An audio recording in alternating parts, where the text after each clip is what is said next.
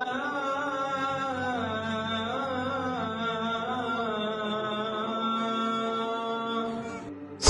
alaikum.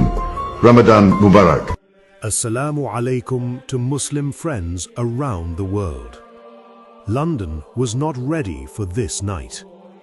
Under the golden lights of Buckingham Palace, something extraordinary was happening. The gates that usually open for presidents, kings, and world leaders were opening for thousands of Muslim citizens across the United Kingdom.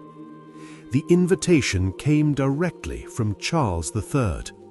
Not for a political summit, not for a royal banquet, but for iftar and Taraweeh prayer inside the royal palace grounds. As the sun set over London, families arrived in modest dress. Fathers held their children's hands, mothers carried prayer mats. Young students stood quietly, looking at the palace walls with disbelief. Security was tight, but the atmosphere felt peaceful. Inside, the royal halls looked different. The usual formal setting had transformed. Prayer rows were prepared neatly. Dates and water were arranged with care. The sound of conversations slowly faded as the call to prayer echoed softly across the courtyard. For a moment, time seemed to pause. When thousands stood shoulder to shoulder in prayer beneath the palace lights, history was being written, not with ink, but with faith. News spread within minutes. Videos flooded social media. International media began to ask, is this a new chapter for Britain? That night, London was not divided by culture or religion. It was united by a single moment no one expected, and the world was watching. The announcement came quietly, but its impact was explosive. Just days before Ramadan, a formal statement from the palace confirmed it. Charles III would host a historic iftar and Taraweeh gathering at Buckingham Palace.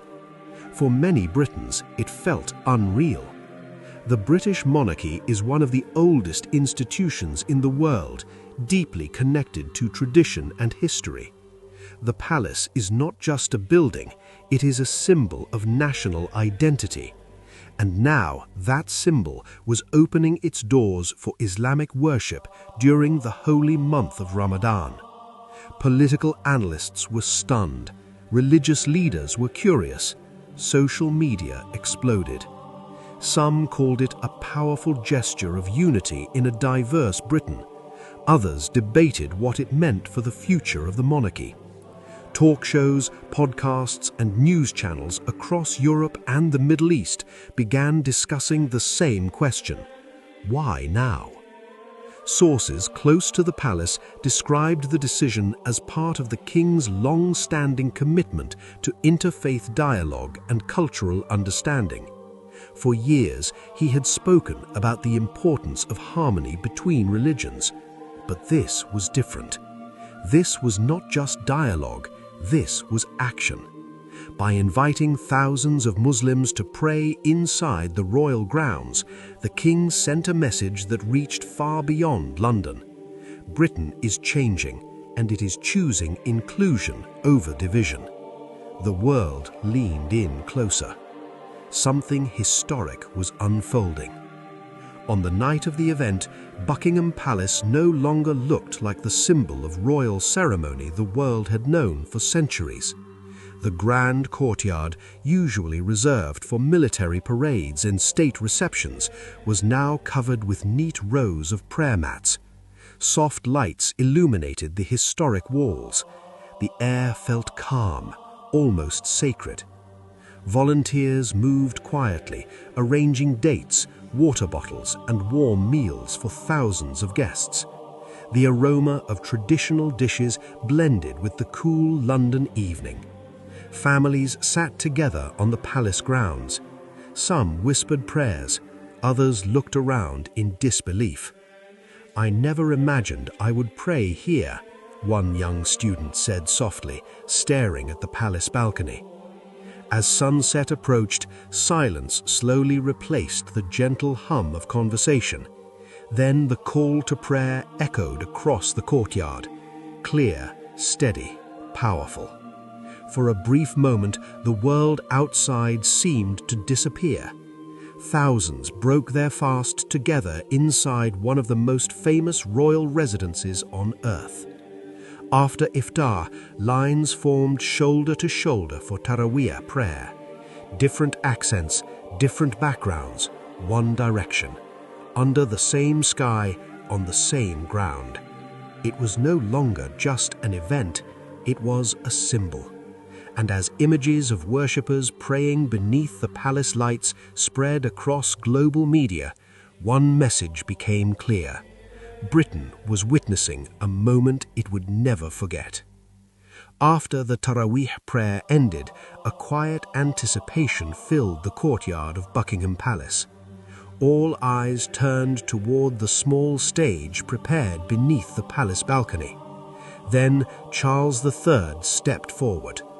There was no royal crown, no grand ceremony, just a simple, calm presence. He began by greeting the guests with Ramadan Mubarak, his voice steady but warm. The crowd responded with soft applause. In his speech, he spoke about compassion, reflection, and the power of faith to bring communities together. He mentioned how Ramadan teaches patience, generosity, and care for the vulnerable. Values, he said, that strengthen not only Muslims, but the entire nation. This month reminds us, he said, that our differences should not divide us, but enrich us. The words were not dramatic, they were sincere. Some in the crowd wiped away tears, others recorded the moment on their phones. Within minutes, clips of the speech spread across social media platforms worldwide. News anchors replayed his message, commentators analyzed every sentence.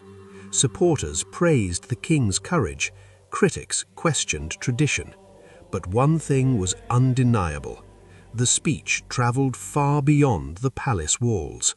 It reached homes, phones, and hearts across Britain and across the world.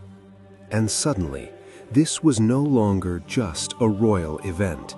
It was a national conversation. By sunrise, the images from Buckingham Palace were everywhere. Front pages, breaking news banners, viral videos. Headlines used words like historic, unprecedented, and a turning point. Broadcasters across Europe, the Middle East, and North America replayed the scenes of thousands praying peacefully inside the royal grounds. Social media exploded. Some praised Charles III for showing courage and leadership in a multicultural Britain. They called it a bold step toward unity in a time when division often dominates headlines. Others were more cautious. Critics questioned whether the monarchy should host religious events of this scale. Debates filled television panels and online forums. But beyond the noise of politics, something unexpected was happening. Search trends for what is Taraweeh, meaning of Ramadan, and how to visit a mosque began rising sharply. Community centers reported increased calls from people simply asking questions, not to argue, but to understand. In cities like London, Birmingham, and Manchester, conversations about faith were happening in offices, schools, and cafes. For some, it was just a royal gesture. For others, it felt like the beginning of a deeper shift.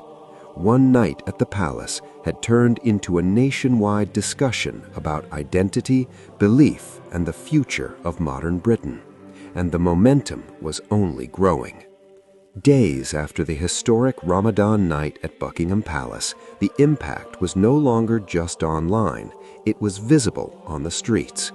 Mosques across London reported something unusual: more visitors, more questions, more curiosity. Some were students, some were professionals, some were simply neighbors who had never stepped inside a mosque before.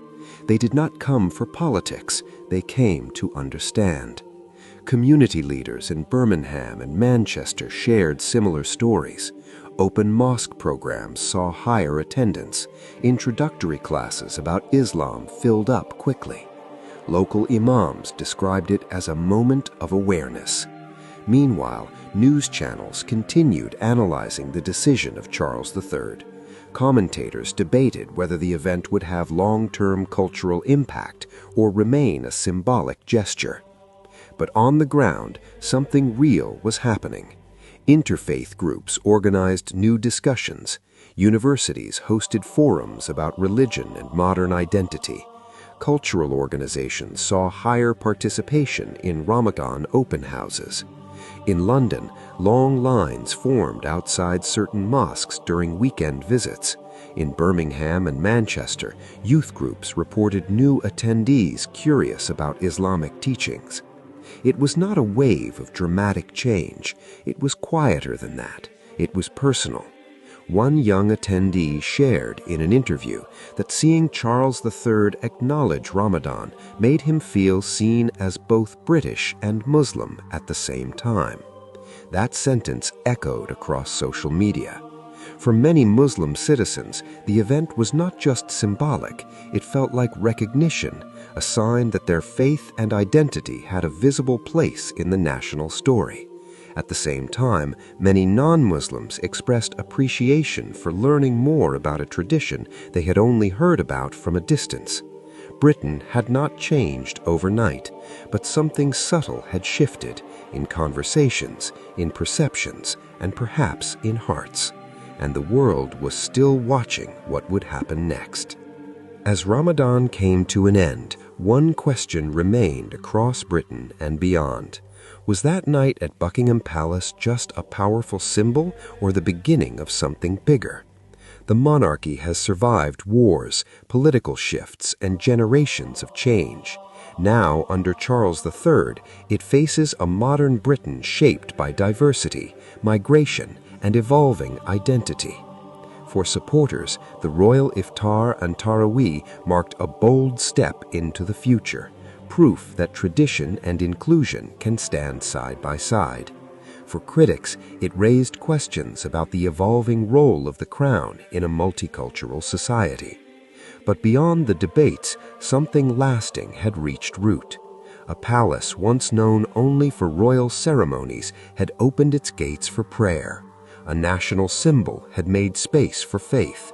A moment of worship had sparked a countrywide conversation. History will decide how significant it truly was.